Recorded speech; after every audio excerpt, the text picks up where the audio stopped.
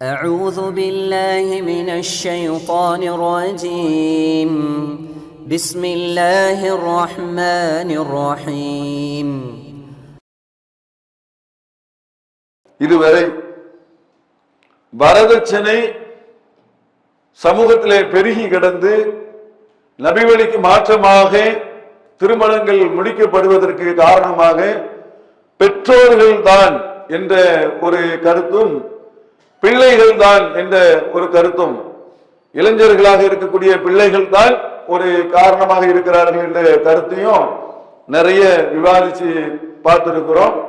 நிறைய விஷயங்கள் சொல்லப்பட்டாலும் இது விஷயங்களை நம்ம பார்க்கும் போது என்ன தெரிகிறது என்று சொன்னால், ஒரு திருமணம் என்பது நபி வழி அடிப்படையிலே திருமணம் முடிக்கப்பட வேண்டும். அது பிள்ளைகளுக்கும் அதிலே பங்கு இருக்கிறது. இளைஞர்களாக இருக்கக்கூடிய அந்த பிள்ளைகளுக்கும் பங்கு இருக்கிறது, பெற்றோர்களுக்கும் பங்கு இருக்கிறது. ஏன்னா நபிகள் நாயகம் ஸல்லல்லாஹு அலைஹி வஸல்லம் அவர்கள் சொன்ன செய்தி என்ன அப்படின்னு சொன்னால், எல்லா குழந்தைகளும் தூய இஸ்லாத்தில் பிறக்குகிறது, ஆனால் அவங்களுடைய பெற்றோர்கள் தான் தவறான வழியிலே அவர்களை வளர்க்கிறார்கள் என்கின்ற விஷயத்தை நாம் பார்க்கும்போது, இளைஞர்களுக்கும் அவர்கள் வழிகட்டு போறதுக்கு பெற்றோரும் ஒரு காரணமாக இருக்கிறார்கள் என்கின்ற ஒரு விஷயத்தை நம்ம பார்க்க முடிகிறது. அதனால இளைஞர்களை பற்றியும் குர்ஆன் பேசுகிறது. இளைஞனாக இருக்கக்கூடியவன் அவன் எப்படி நடந்து கொள்ள வேண்டும், சுயமாக முடிவெடுக்க வேண்டும். அவர்கள் இணை வைக்கக்கூடிய காரியத்தை செய்வார்களே ஆனால் அதுல நீங்கள் கட்டுப்படக்கூடாது. மார்க்கத்திற்கு முரணான காரியத்தை அவர்கள் செய்வார்களே ஆனால், அல்லது உனக்கு அறிவில்லாத விஷயங்களை நிர்பந்திப்பார்களே ஆனால் அதுல நீங்கள் பெற்றோர்களுக்கு கட்டுப்படக்கூடாது என்று இளைஞனை நோக்கியும் இஸ்லாம் பேசுகிறது.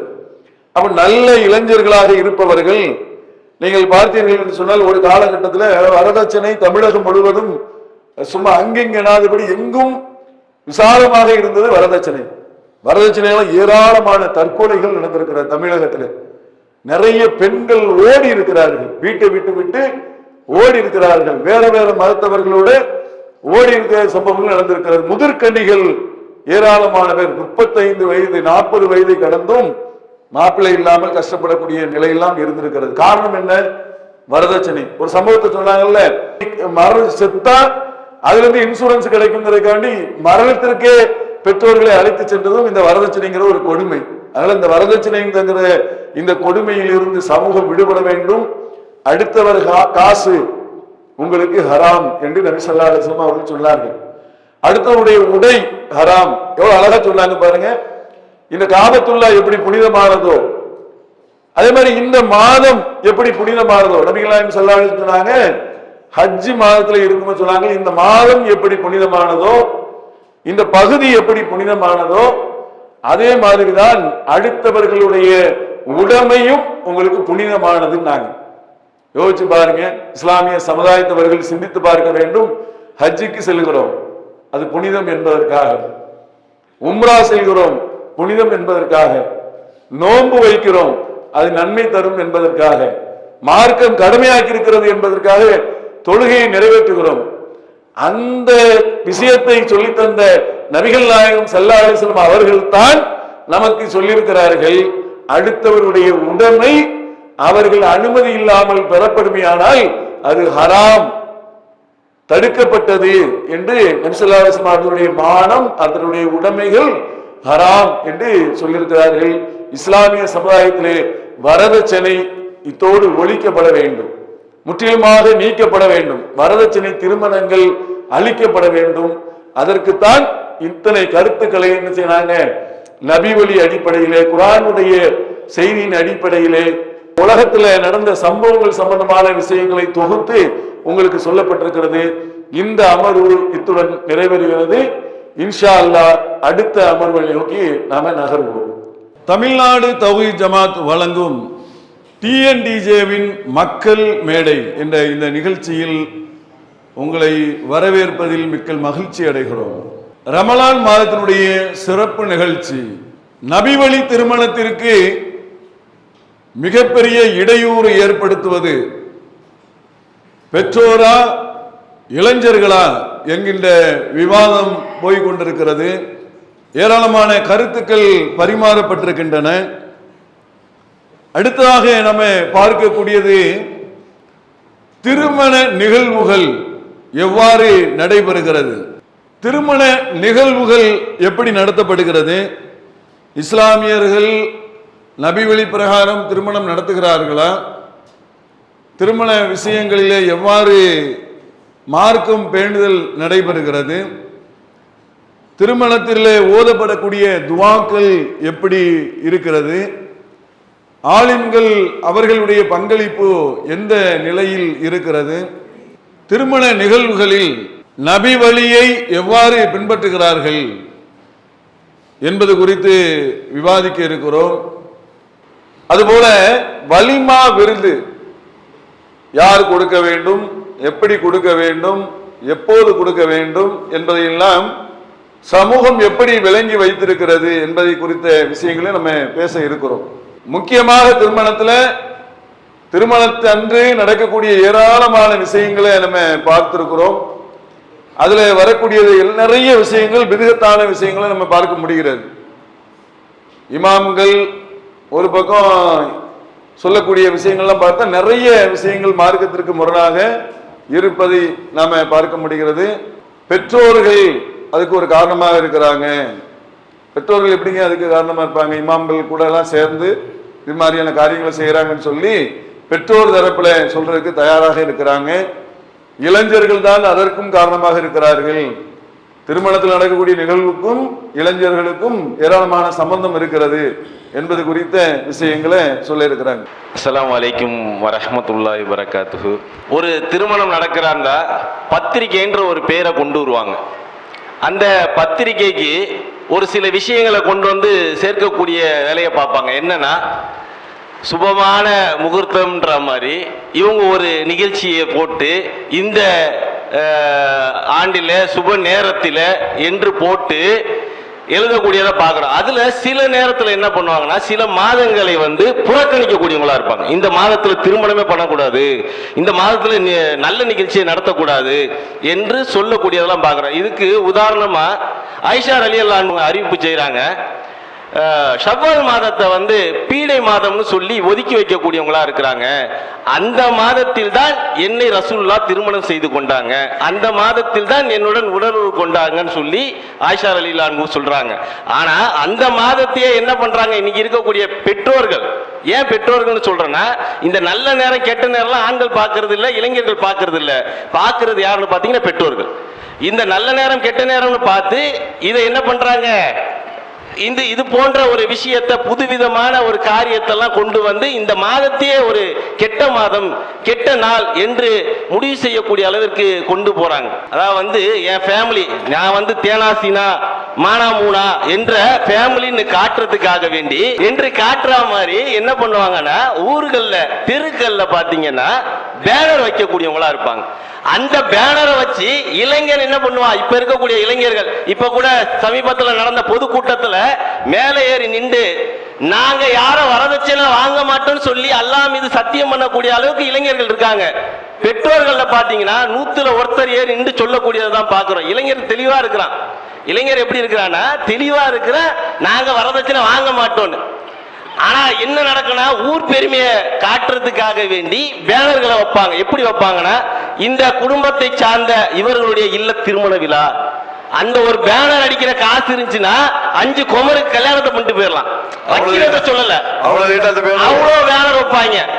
அதுவும் வீட்டு வாசல்ல பந்தல பாத்தீங்கன்னா ஒரு தெரு முழுக்க பந்தல் போடுறது, தோரணம் கட்டுறது, எல்லா வேலைகளும் நடக்கும். இதுல குறிப்பா வேதனைக்குரிய விஷயம் என்னன்னா, இன்னைக்கு இருக்கக்கூடிய ஆடம்பர திருமணம், ஆடம்பர திருமணத்துல உணவு, இது போன்ற விஷயங்கள்லாம் பாத்தீங்கன்னா, ஒரு சம்பவம் ஒண்ணு சொல்றேன். அப்துல்லா என்பவர் அறிவிப்பு செய்யறாங்க, என் தந்தை ஒரு விருந்து ஏற்பாடு செஞ்சாங்க. அந்த விருந்துக்கு நான் வந்து எல்லாரையும் அழைக்கும் போது அபு அய்யூப் ரலியல்லாஹு அன்ஹு அவங்கள அழைக்கிறோம். அவங்க வந்தாங்க. வந்து எங்க வீட்டை பார்த்த உடனே கேட்கிறாங்க, என்ன அப்துல்லாவே, இந்த வீட்டுல பட்டாலான விஷயங்களை கொண்டு அலங்காரம் செஞ்சுக்கிட்டு இருக்கீங்களா என்று அவங்க கேட்கும்போது அப்துல்லாவுடைய தந்தை சொல்றாங்க, எங்களை விட பெண்கள் மிகைத்து விட்டார்கள். உடனே அபு அய்யூப் ரலியல்லாஹு அன்ஹு சொல்றாங்க, நாங்க அவங்க மிகத்திட்டாங்கன்னு சொல்லி நான் நினைக்கல. இந்த வீட்டுல இவ்வளவு ஆடம்பரமாக இருக்கக்கூடிய வீட்டுல நான் என்ன பண்ண மாட்டேன், உணவு சாப்பிட மாட்டேன், நான் இந்த வீட்டுக்குள்ளே நுழைய மாட்டேன்னு சொல்லிட்டு வெளியே போறேன். இது சாதாரண ஒரு உணவு சாப்பிடுவதற்கு அழைத்த விஷயத்திலே இவ்வளவு கண்ணியமா பார்க்கக்கூடிய நேரத்தில் இன்னைக்கு ஒரு குடும்பமே நாசமாக போகக்கூடிய அளவிற்கு நடக்கக்கூடிய வரதட்சணை வாங்கி திருமணம் பண்றாங்க. அதுக்கு ஒரு உதாரணம் சொல்றேன். டெல்லியில் நடந்த ஒரு சம்பவம். ஒரு பெண்மணிக்கும் ஒரு ஏழையா சேர்ந்த 2 பேருக்கு திருமணம் நடக்குது.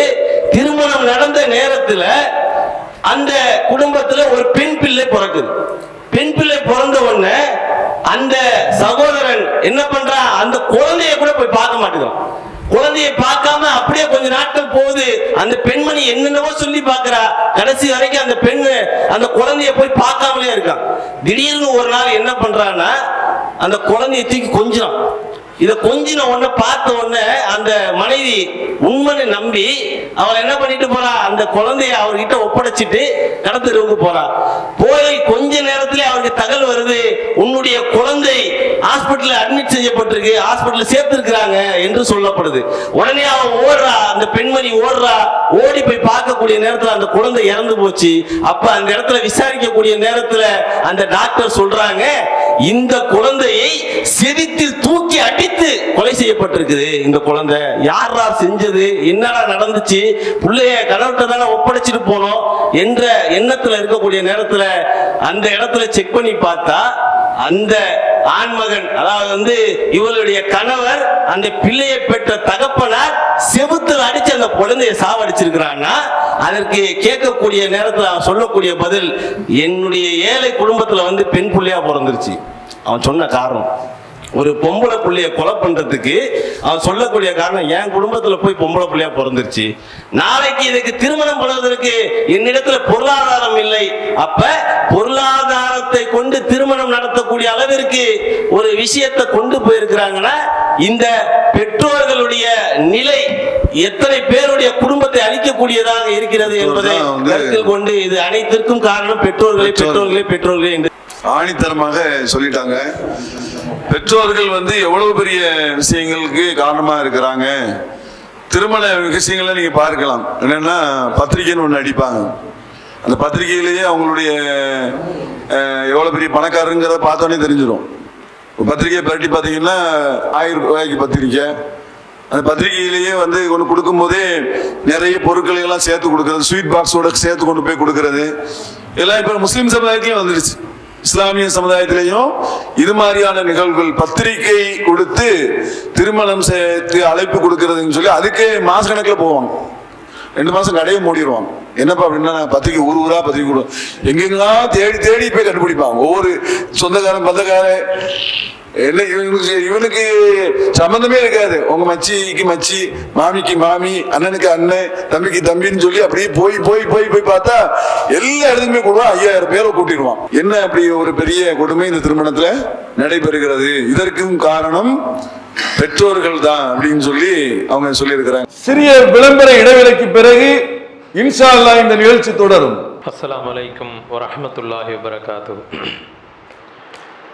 அல்லாஹு தாலா தன்னுடைய திருமறையில் ஒரு குர்ஆனுடைய வசனத்தை சொல்கிறான். முன்பாகவே அந்த குர்ஆனுடைய வசனத்தையும் சொல்லி காட்டப்பட்டது. லக்கது கானலக்கும் ஃபீ ரசூலுல்லாஹி உஸ்வத்துல் ஹசனா. இந்த நபி உங்களுக்கு சாதாரண முன்மாதிரி அல்ல, அழகிய முன்மாதிரி. எல்லா விஷயத்திலையும் அல்லாஹினுடைய தூதரை முன்மாதிரியாக ஏற்றுக்கொண்டிருக்கக்கூடிய நாம், தொழுகையில் அல்லாஹினுடைய முன்மாதிரி, எண்ணபிற இபாதத்து வணக்க வழிபாடுகள்ல எல்லாத்திலையுமே அல்லாஹினுடைய தூதரை முன்மாதிரியாக எடுத்திருக்கிறோம். திருமணத்திற்கு மட்டும் ஏன் அல்லாஹினுடைய தூதரை முன்மாதிரியாக நம்ம சமுதாயம் ஏற்றுக்கொள்ள மாட்டேங்குது? எந்த விஷயத்துல?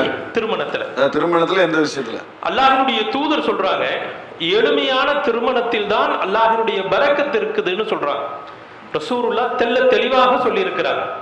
ஆனா இன்னைக்கு நம்ம சமுதாயத்துல அல்லாஹினுடைய கிருபையை கொண்டு ஒரு காலம் இருந்துச்சு, வரதட்சணையினால நம்ம சமுதாயம் அழிந்து கொண்டு நம்மளுடைய பொருளாதாரங்கள் வீணடித்து கொண்டப்பட்ட ஒரு நிலை இருந்துச்சு.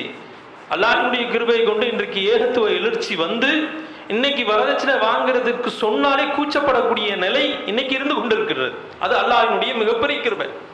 இன்னைக்கு எப்படி சமுதாயம் போயிட்டு இருக்குது அப்படின்னு சொன்னா, ஆடம்பர திருமணத்தில் திளைக்கக்கூடியவர்களாக இன்னைக்கு மாறிக்கொண்டு இருக்கிறார்கள். இல்லைன்னு மறுக்க முடியாது. இந்த திருமணம் வந்துடுச்சுன்னு சொன்னா ஊரை கூட்டணும், இத்தனை பேருக்கு சோறு போடணும், இதெல்லாம் யார் செய்யணும்? பெண் வீட்டார் செய்யணும்னு இன்னைக்கு சொல்றாங்க. எப்படிப்பட்ட ஒரு கேவலத்தனமான ஒரு நிலைக்கு நம்ம சகோதரர்கள் தள்ளப்பட்டு கொண்டிருக்கிறார்கள். பெண் வீட்டார் செய்யக்கூடாதா? கண்டிப்பா செய்யறதுக்கு அனுமதி இல்லையில. அல்லாஹ்வுடைய தூதர் சொல்றாங்க, வலிமா விருந்து யார் கொடுக்கணும்? எப்படிப்பட்ட ஒரு நிகழ்வு அப்படின்னு சொன்னா, ஒரு பெற்றோர்கள் இருக்கிறாங்க, அவர்களுக்கு 2 பெண் பிள்ளைகள் இருக்கிறாங்க. இந்த 2 பெண் பிள்ளைகளுக்கும் அவர் திருமணம் முடிச்சு வைக்கிறார். ஒரு பிள்ளைக்கும் அடுத்தது இன்னொரு பிள்ளைக்கும் அவர் திருமணம் முடிச்சு வைக்கிறார்.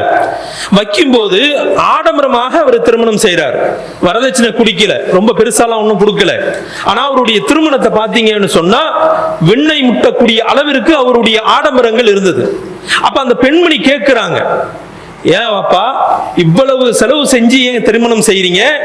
உங்ககிட்ட அவ்வளவு பொருளாதாரம் இல்லையே, ஏற்கனவே நம்ம சிரமத்தில் இருக்கிறோமே, ஏன் இவ்வளவு நீங்க செலவு பண்றீங்கன்னு கேட்ட அவர் சொல்றாரு, இது பெருமைக்கு எல்லாருக்கும் தெரியணும்ல, ஒரு திருமணத்தை இந்த அளவுக்கு தான் செய்யணும் என்பதாக சொல்லி இந்த திருமணத்தை நடத்தியது அவர்தான். கடன் வாங்குறாரு, கடன்னா லேசாக இல்ல, வட்டிக்கு கடன் வாங்குறாரு. வட்டிக்கு கடன் வாங்கி அந்த 2 பெண்களுக்கும் திருமணம் முடிச்ச அவரு அந்த கடனை கட்ட முடியாமல், கடனை கொடுக்க முடியல, ஒரு நேரத்தில் எப்படிப்பட்ட நிலைக்கு அவர் தள்ளப்படுகின்றார் என்று சொன்னால், தன்னை தற்கொலை செய்து கொள்ளக்கூடிய அளவிற்கு அவருடைய நிலை சென்று விடுகின்றது. அந்த இளைஞி சொன்னாங்க, ஏன் பாப்பா கடன் வாங்குறீங்க? பொருளாதாரம் கம்மியாக இருக்கக்கூடிய நிலையில எங்களுக்கு திருமணம் முடிச்சு வைக்கலாமேன்னு சொல்லும் போது கூட இவரை அதை ஏத்துக்கல. இவரு தன்னுடைய இஷ்டப்படிதான், என்ன மிச்சனோ பெரியவர்கள் முன்னாடி ஊரு மிச்சனோ, எனக்கு அவர்களுடைய நிலையில கௌரவம் குறைந்து விடக் கூடாது என்பதற்காக இவர் திருமணம் முடிச்சாரு. கடைசியில இறுதியில் எப்படிப்பட்ட நிலைக்கு போய்விட்டார். இது யாருடைய இது என்ன இதுதான் இஸ்லாம் சொல்லுதா? அல்லாஹும் அல்லாஹுடைய தூதரும் நமக்கு எந்த ஒரு அழகிய எளிமையான திருமணத்தை செய்யணும், ரொம்ப எளிமையா சொல்லி கொடுத்திருக்க கூடியது நம்ம என்ன செய்யறோம்? இன்னைக்கு ஆடம்பரம் என்ற பெயரில் செலவுகளை செஞ்சு அல்லாஹும் அல்லாஹுடைய தூதருக்கும் மாற்றமான காரியத்தை செய்து கொண்டிருக்கக்கூடிய சமுதாயம் நம்மளது. மிக பொறுப்பு வகிக்கக்கூடியவர்கள் பெற்றோர்களாக இருக்கின்றனர். பெற்றோர்கள் இந்த ஆடம்பர திருமணத்திற்கு மிகப்பெரிய காரணமாக இருக்கிறாங்க. எவ்வளவு பெரிய மோசமான ஒரு நிலை பாருங்க. திருமணங்கள் நடத்தப்படுவது இலகுவாக நடத்தப்பட வேண்டும். ஆனால் ஊர் பெருமைக்காக எல்லாரும் அந்த பாத்தீங்கன்னா திருமணத்துல தான் அந்த பெருமையை காட்டுவாங்க. பேனர் வச்சு, ஊரெல்லாம் பேனர் வச்சு, மணமக்களும் எல்லாம் இப்போ முஸ்லீம்கள் சமுதாயத்திலையும் வந்துருச்சு. அதில் ஒரு நண்பர்களுடைய போட்டோக்கள்லாம் போட்டு, கல்யாணத்துக்கு முன்னாடியே கணவன் மனைவி மாதிரி அவங்க இணைந்து இருக்கிற மாதிரியான போட்டோக்கள்லாம் போட்டு ரொம்ப கொடுமையான சம்பவங்கள்லாம் நடக்கிறது. அதில் ரொம்ப கொடுமையான அந்த பைக் சம்பவம்லாம் என்னமோ பைக்கில் எடுத்துக்கிட்டு என்ன செய்யறான், மண்டபத்துக்குள்ள வந்து சல்லுன்னு வந்து சுத்திக்கிட்டு வந்து நின்றுட்டு என்னமோ உலக சாதனை பண்ண மாதிரி, கல்யாணம் தானையா பண்ண, கல்யாணம் பண்ணதுக்காக இந்த மாதிரி வந்து கலாட்டா பண்ற அப்படின்னு சொல்ற அளவுக்கு இந்த திருமணத்தை ஆடம்பரமாக செய்யற விஷயங்கள் ரொம்ப மோசமான ஒரு விஷயம் அப்படிங்கிறத சொன்னாங்க. அடுத்து யாரு? நீங்க வந்து 19 கிட்ஸா இல்லது 2K கிட்ஸா? 18 கிட்ஸ். ஆக முதல்ல நான் கிட்ஸ்.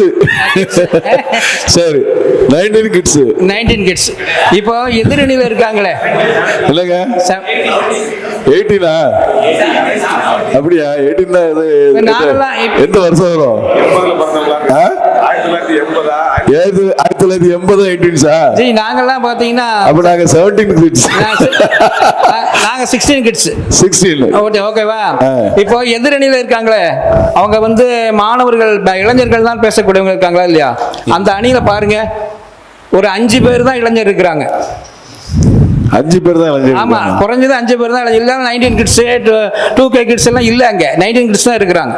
சரி, என்ன அப்படியே தெரியுது, எங்களுக்கு அப்படி தெரியலையே. இல்ல பாருங்க, நீங்க பாருங்க, கீழ் வரிசையில பாருங்க, அந்த மேல் வரிசையில பாருங்க. இது பாத்தீங்களா? அதான் சொல்ல வரேன். சட்டை பாத்தீங்களா? இது பாத்தீங்களா? இங்க பாத்தீங்களா? இத பாருங்க. இத பார்த்த பிறகு இந்த மனுஷனை வந்து நீங்க எல்லாமே எப்படி வந்ததுன்னு சொன்னா, அவங்க பெற்றோர்களால் பார்த்து திருமணம் செய்து ஆடம்பர திருமணம் வரதட்சணை திருமணம் செய்து வந்தவங்க தான் இருக்கிறாங்க. ஆனா எங்க பக்கத்துல பாருங்க, ஒரு 5 பேர் தான் வயசானவங்க இருக்கிறோம். என்ன 16 கிட்ட 17 கிட்ஸ் இருக்கிறோம். எல்லாம் 2K கிட்ஸ் தான் இருக்கு. நீங்க வந்து வயசான ஆளா இளைஞரா? இப்ப நாங்க வந்து வயசான ஆளு தான். நாங்க இல்ல, நீங்க.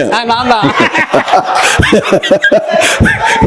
அது நாங்க என்ன எங்க அணியில பாருங்க எத்தனை பேர் இருக்கிறான்னு பாருங்க. அவங்க வந்து எப்படி பேசலாம்? இளைஞர்கள் தான் பேசலாம் அவங்க. இப்ப எங்க அணி பேசலாம், இளைஞர் பேசலாம், அவங்க பேசக்கூடாது. சரி, அப்ப நீங்க பேசுங்க. அப்போ பேசல பாருங்க. இதுல இன்னொன்னு, எங்க அணிக்கு எதிராக இருக்கக்கூடிய விருந்தினர்கள் இருக்காங்க பாருங்க, அவங்களும் கூட கிட்டத்தட்ட 16, 19, 17 கிட்ஸ். அதை விட்டுருங்க. என்ன என்ன மாத்திரை 5 மாதிரி ஆயிடுச்சு. அப்படி இருக்கும் பொழுது இன்றைக்கு நடக்கக்கூடிய திருமணங்கள், ஆடம்பர திருமணங்கள் எப்படி நடக்குன்னு சொன்னா, சகோதரர் சொன்னார், பத்திரிகை அடிப்பதிலிருந்து ஆடம்பரம் தான். அதுல நீங்க நடுவர் சொல்லும்போது கூட ஒரு பாயிண்ட் எடுத்து கொடுத்தீங்க. என்ன பாயிண்ட் சொன்னா, இந்த பத்திரிகை வைக்கக்கூடிய ஒரு நிகழ்வு இருக்கு பாருங்க, அது நம்ம நேரடியாக சில செய்திகளை, சில விஷயங்களை பார்த்துருக்கிறோம். எந்த அளவுக்கு சொன்னா, மனது வேதனை அடையக்கூடிய அளவுக்கு. சில பேர்லாம் வந்து கணவன் மனைவி இருவரும் 2 வீலர் எடுத்துக்கிட்டு, அவங்களுக்கு உடம்பு சரியில்லாம இருக்கும், சுகர் இருக்குது, மற்ற நோய்கள் இருக்குது, அப்படி இருக்கும்போது கூட எல்லா உறவினர்களையும் அழைக்கணும்னு சொல்லிட்டு என்ன செய்றாங்க, வண்டியை எடுத்துக்கிட்டு சுத்திட்டு இருக்காங்க. அதுல இறந்தவங்க இருக்காங்க. அதான் சொல்ல வரேன். அதுல வந்து என்ன, அழைக்க போய் இறந்தவங்க ஒரு சகோதரர் என்ன செஞ்சான்னு சொன்னா, தன்னுடைய மகள் திருமணத்திற்காக அவர் வந்து பத்திரிகை வைக்க ஊரா போறாரு. அவர் நம்ம உறவினர்களாக இருந்தால் நம்ம வீட்டுக்கு வரும்போது சொல்றோம், ஏங்க பத்திரிகை வைக்கிறதுக்கு நீங்க இவ்வளவு அழைகிறீங்க, ஒரு போன்ல சொன்னா கூட போதும், நாங்க வரமாட்டோம், அது வேற விஷயம், இருந்தாலும் நீங்க ஒரு போன்ல தகவல் சொல்லலாமே இப்படி சொல்லிட்டு, அந்த திருமணம் முடிந்த ஒரு வாரத்திலே அந்த பெண்ணுடைய தந்தை இறந்து விட்டார். இந்த அலைச்சல்னால, அந்த அலைச்சல்னால அவருடைய எவ்வளவு பெரிய பாதிப்பு, எவ்வளவு பெரிய பாதிப்பு இருப்பட்டிருக்கு. சரி, இப்போ சில இடத்துல வந்து நேர்ல வந்து அழைச்சாதான் நான் வருவேன், அப்படிலாம் சம்பவம் நடக்கும். அதுவும் அவன் காரணமா சொல்றாங்க. நீங்க இப்படி சொல்றீங்க ஜி, நிறைய பேர் என்ன சொல்றாங்கன்னு சொன்னா, நேர்ல வந்து அழைச்சாதான் வருவோம். அதுக்கு நீங்க சொன்ன மாதிரி பத்திரிகை கூட ஸ்வீட் பாக்ஸ் மட்டும் இல்ல, சில ஊர்களில் பாத்தீங்கன்னா பக்கெட்டு, ட்ரெஸ், தட்டு, அதுல வெத்தலை பாக்கு, இதெல்லாம் வச்சு வேற அழைக்கணும். அப்படி அழைச்சாதான் அவங்க திருமணத்துக்கு வருவாங்க. அதுதான் அந்த பழமொழி சொல்லுவாங்க, உங்களுக்கு வெத்தலை பாக்கு வச்சு அழைச்சாதான் வருவீங்களோ, அந்த மாதிரி அது அப்படியே இருக்குது. ஆமா, அது மாதிரி பாத்தீங்கன்னா இன்னும் ஏராளமான விஷயங்கள் சொல்ல முடியும். அல்லாஹ்வுடைய தூதர் சொன்னாங்க, எளிமையான திருமணம் பரக்கத்துடைய திருமணம். அவங்க அதை வாழ்ந்து காட்டும் சென்றார்கள். அதுபோன்று இன்றைக்கு நடக்கக்கூடிய அந்த திருமணங்கள்ல இந்த பூமாலை போடுறது ஒன்று இருக்கு பாருங்க, சேரா போடுறது. சேரா போட்டு உட்கார வைக்கும் போது நீங்க மாப்பிள்ளையும் பொண்ணையும் சேரா போட்டு உட்கார வைப்பாங்க. சேரான்னு சொன்னா உடம்பு முழுவதும் மேல இருந்து கீழே வரைக்கும். அதுக்கு ஒரு ஃபாத்தியா ஓதுவாங்க. அதுக்கு ஒரு ஃபாத்தியா ஓதி அந்த இமாம் தான் எடுத்து என்ன செய்வாரு, தலையில இருந்து கால் வரைக்கும் போடுவாரு. மாப்பிள்ளையை மாத்தினா கூட தெரியாது. எப்படி அங்க மாப்பிள்ளை மாறி போனாலும் தெரியாது, பொண்ணு மாறி போனாலும் தெரியாது. இதை விட கொடுமை என்ன செய்யணுமா, அந்த சேரா போட்டு நிக்காலாம் முடிச்சு வீட்டுக்கு கூப்பிட்டு வருவாங்க. சில ஊர்களில் பழக்கம் இருக்கு. என்ன பழக்கம் சொன்னா, வீட்டுக்கு பொண்ணு மாப்பிள்ளையை கூப்பிட்டு வராங்கன்னு வச்சுங்க, அப்படி கூப்பிட்டு வரும்போது வீட்டுக்கு அந்த வாசலுக்கு எதிர்க்க ஒரு பெரிய கண்ணாடி வச்சிருப்பாங்க. பெரிய கண்ணாடி. அந்த கண்ணாடி எதுக்குன்னு சொன்னா, முதலா வந்து பொண்ணை மாப்பிள்ளை, பொண்ணு மாப்பிள்ளையும், பொண்ணை மாப்பிள்ளை, மாப்பிள்ளை பொண்ணை பார்ப்பதற்கு அந்த கண்ணாடியில தான் பார்க்கணுமா. அதுக்கு முன்னாடி பார்க்க கூடாதான். அந்த கண்ணாடி வச்சு அந்த கண்ணாடியில பார்க்கணும் அப்படின்னு சொல்லி வீட்டுக்கு அழைச்சிட்டு போற செயல்கள்லாம் இருக்குது. இப்படி இதெல்லாம் செய்யறது வந்து அந்த மணமகன் மேல மாலையை போட்டாலும் போடுறது யாரு, பெற்றோர்கள் தான். அது பெற்றோர்கள் தான். அதுல சில பெற்றோர்கள் என்ன தெரியுமா, மாப்பிள்ளை வானான்னு சொல்லுவாரு. சில வீடுகள்ல பாத்தீங்கன்னா, மாப்பிள்ளை எனக்கு அதெல்லாம் வேண்டாம், நான் போட மாட்டேன் என்ன அப்படின்னு சொன்னா, அந்த பெண்ணுடைய தாயார் என்ன சொல்றாங்கன்னா, நான் என்னுடைய கனவு, என்னுடைய மகன் மருமகனுக்கு நான் பூ போட்டு பார்க்கணும், சேரா போட்டு பார்க்கணும், என்னுடைய பொண்ணுக்கும் போடணும் அப்படின்னு சொல்லி போட்ட நிகழ்வுகள் பெரிய கொடுமை நடக்கும். அதுல இன்னும் சொல்ல போனால் நல்ல கரெக்டா நிறைய விஷயங்கள் சொல்லி இருக்கிறாங்க. ஒட்டுமொத்தமா அவங்களே சொல்லி முடிச்சிருவாங்க போல தெரியுது. கொடுமை என்னன்னா, அந்த பூவை போட்டு வச்சு அந்த பூவை தொங்க போட்டு வச்சிருப்பாங்க. அது அழுகி, அது கருகி, பூவை மிதிக்க கூடாது. அதை ஆணில மாட்டி வச்சிருக்கணும். ஆணில மாட்டி வச்சு வெள்ள அடிச்சு அதை எடுத்துட்டு போய் போட்டு திரும்ப வெள்ள அடிச்சு இப்படின்னு பல விஷயங்களை செய்யறதெல்லாம் யாரு? பெற்றோர்கள் தான். அப்படின்னு சொல்லி என்ன செய்றாங்க சொல்றாங்க. சரி, அடுத்து மனிதர்களுக்கு தேவையான மிக முக்கியமான ஒரு தலைப்பிலே இங்கே நாம் கருத்துக்களை பரிமாறிக்கொண்டிருக்கிறோம். அதிலும் இந்த நவீன உலகத்தில் மனிதர்கள் நவீன கண்டுபிடிப்புகளில் முன்னேறிவிட்டான் என்று பெரிய அளவில் பேசக்கூடிய இந்த மனிதன் திருமண நேரத்திலே அந்த நவீன கண்டுபிடிப்புகள் திருமணத்தை வைத்து தன்னுடைய செல்வாக்கை காட்டக்கூடிய இடமாக முஸ்லீம் அல்லாத மக்கள் அதிகமாக பயன்படுத்துகிறார்கள். இன்னைக்கு எல்லாத்துலேயுமே கல்வி அறிவு அதிகமாயிடுச்சின்னு மனிதன் சொல்கிறான். ஆனால் மாற்று மத சகோதரர்கள் திருமணத்தில் தன்னுடைய அந்தஸ்து தன்னுடைய செல்வாக்கை காட்டக்கூடிய ஒரு இடமாக திருமணத்தை பயன்படுத்துகிறார்கள். அவங்க திருமணத்தை அப்படி பயன்படுத்தலாம். ஆனால் ஒரு முஸ்லீமுக்கு என்ன கட்டளை? அல்லாஹ் என்ன ஒரு முஸ்லீம்கிட்ட, அல்லாஹ்வை நம்புற ஒரு முஸ்லீம்கிட்ட அல்லாஹ் என்ன எதிர்பார்க்கிறான்? திருமறை குர்ஆன்ல அல்லாஹ் தெளிவா சொல்றான், ஃபஇம்மா யாத்தியன்னக்கும் மின்னி ஹுதன், என்னிடத்திலிருந்து உங்களுக்கு என்ன வந்ததோ அந்த நேர்வழியை நீங்கள் பின்பற்றுங்கள். ஃபமன் தபிய ஹுதாயா, யார் என்னுடைய நேர்வழியை பின்பற்றுகிறார்களோ ஃபலா கௌஃபுன் அலைஹிம் வலாஹும் யஹ்தனூன், அவர்களுக்கு எந்த பயமும் இல்லை, அவர்கள் கவலைப்படவும் மாட்டார்கள். இந்த வசனம் யாருக்கு? நம்பிக்கை கொண்டவர்களுக்கு தானே. நம்பிக்கை கொண்டவர்கள் மற்றவர்களை பார்த்து திருமணத்தை தன்னுடைய செல்வாக்கை காட்டுகின்ற ஒரு இடமாக மாற்றலாமா? இன்னைக்கு மாற்றப்படுது. இதுக்கு என்னென்னமோ செய்திகள் நம்முடைய சகோதரர்கள் சொன்னாங்க. ஆடம்பரம் திருமணம் சம்பந்தமாக ஏராளமான செய்திகள் சொல்லப்பட்டது. இதுல நாம கவனிக்க வேண்டியது, சமீபத்தில் ஒரு சகோதரர் தன்னுடைய பொண்ணுக்கு திருமணம் செய்யறாரு. அந்த திருமணத்தில் அந்த சகோதரர் வட்டிக்கு திருமணம் வாங்குறாரு. ஒரு முஸ்லீம் வட்டி என்ற ஒரு பெரும் பாவத்தில் விழுறதுக்கு இந்த ஆடம்பர திருமணம் மிக முக்கியமான இடத்துல இருக்கு. அவர் என்ன செய்யறாருன்னா, பணம் இல்ல. ஊரகத்துல யார் இன்னைக்கு ஆடம்பர திருமணம் சம்பந்தமாக எத்தனை செய்திகள் பேசப்பட்டாலும் உலகத்தில் நடக்கக்கூடிய திருமணங்களில் ஆடம்பரத்தோடு தான் இருக்கிறது. வேற வழி இல்ல. நமக்கு தெரிஞ்ச சகோதரர் வட்டியில போய் விழுறாரு. வட்டின்றது அல்லாஹ்வுடைய பார்வையில சாதாரண பாவமா? அல்லாஹ் போருக்கு கூப்பிடுறான். உங்களில் யார் வட்டி வாங்குகிறீர்களோ அல்லாஹ்வுடனும் அல்லாஹ்வுடைய தூதருடனும் போருக்கு நீங்கள் தயாராகுங்கள். அல்லாஹ் சொல்லதானே செய்யறான். யோசிச்சு பாருங்க, நம்முடைய செல்வாக்கை காட்ட வேண்டும். நம்ம கிட்ட காசு இல்லாவிட்டாலும் அதை வட்டிக்கு வாங்கி நிரந்தர நரகத்தை பெற்று தரும் வட்டியை வாங்கியாவது செல்வாக்கு காட்டணும். இதை யார் செய்யறா? நேர்வழி யாருக்கு அல்லாஹ் தந்தேன்னு செய்ய சொல்றானோ அவங்க செய்யறத நம்ம பார்க்கிறோம். சரி, இதை எப்படி தடுக்கிறது? தடுக்கிற இடத்துல யார் இருக்கா? முக்கியமான இடத்திலே ஜும்மா மேடைகள் இருக்கிறது. இன்னைக்கு கொஞ்சம் யோசிச்சு பாருங்க, தமிழகத்திலே தௌஹீத் மக்களுக்கு திருமணம் சம்பந்தமான விழிப்புணர்வு வந்ததுக்கு முக்கியமான காரணம் என்ன? நம்முடைய பிரச்சாரங்கள். இதே மாதிரி பிரச்சாரங்கள் மற்ற முஸ்லீம் சகோதரர்களுடைய பள்ளிவாசல்கள்ல நடத்தப்படுதா? அவங்க எல்லாம் இதுக்கு பொறுப்பாளி தானே. வரதட்சணை திருமணமாக இருக்கட்டும், ஆடம்பர திருமணமாக இருக்கட்டும், மார்க்கத்தை படித்த மார்க்க குருமார்கள் உட்கார்ந்து தான் அந்த திருமணத்தை நடத்துறாங்க. நாளைக்கு அல்லாஹ் இவங்க எல்லாத்தையும் விட்டுட்டு வெறுமென்றே அந்த இளைஞனை அந்த பெற்றோரை மட்டும் பிடிப்பானா? இந்த நிகழ்ச்சி வாயிலாக சமுதாயத்தில் இருக்கக்கூடிய மார்க்க அறிஞர்களுக்கு நாம தெளிவா சொல்றோம், நாளைக்கு அல்லாஹ்ட்ட நாம தௌஹீத் ஜமாத்தை சேர்ந்த அல்லது தௌஹீத்வாதிகள் ஏகத்துவத்தை தன்னுடைய உள்ளத்தில் ஏந்து இந்த அனாச்சாரங்களில் இருந்து விளங்குறவங்க ஒரு பக்கம், அது இல்லாமல் மார்க்கத்தை தெரிந்து ஃபமன் தபிய உதாயா, நேர்வழி எதுன்னு தெரிந்தும் மனமுரண்டாக ஆடம்பர திருமணங்களில் மண்டப திருமணங்களில் கலந்து கொள்ளும் மத குருமார்கள். யோசிச்சு பாருங்க, நாளைக்கு அல்லாஹ்ட்ட நீங்க என்ன பதில் சொல்ல போறீங்க? சமீபத்தில் சகோதரர் சொன்னாரு, கள்ளக்குறிச்சியில ஒரு சம்பவம் நடக்குது. கள்ளக்குறிச்சியில் அப்ஷா என்று சொல்லக்கூடிய ஒரு சகோதரி, முஸ்லிம் சகோதரி, இன்னைக்கு நம்முடைய சமுதாயத்தினுடைய நிலை என்னன்றதுக்கு வெக்கி தலைகுனியும் அளவிற்கு இந்த ஒரே ஒரு சம்பவம் போதுமானது. அந்த பெண்மணி என்ன செய்யறாங்க? தஸ்தகீர் என்று சொல்லக்கூடிய ஒருவனை காதலிக்கிறாங்க. 2 பேர் காதலிச்சது அது 2வது செய்தி. இது திருமணம்னு வரும்போது அதில் எல்லா வரம்புகள், எது எல்லாம் மார்க்கத்தின் வரம்புகளோ எல்லாம் மீறப்பட்டது. அப்படி மீறி அந்த வரம்புகள் கடைசியில என்ன நல்ல தெரியுமா? அந்த பெண்மணி ஒரு பொம்பளை பிள்ளைய பெத்தெடுக்கிறான்.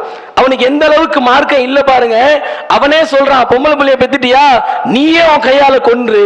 அந்த அம்மா என்ன செய்யுது? பெத்த பிள்ளைய கொல்ல முடியாது, எங்கேயும் போக முடியாது, வேற வழி இல்லாம தற்கொலை Facebookல லைவ் போட்டுட்டு நம்முடைய சமுதாயத்தை சேர்ந்த ஒரு பெண் தற்கொலை செய்யக்கூடிய நிலைக்கு தள்ளப்படுவதற்கு முக்கிய ஒரு சம்பவம் இருக்கு.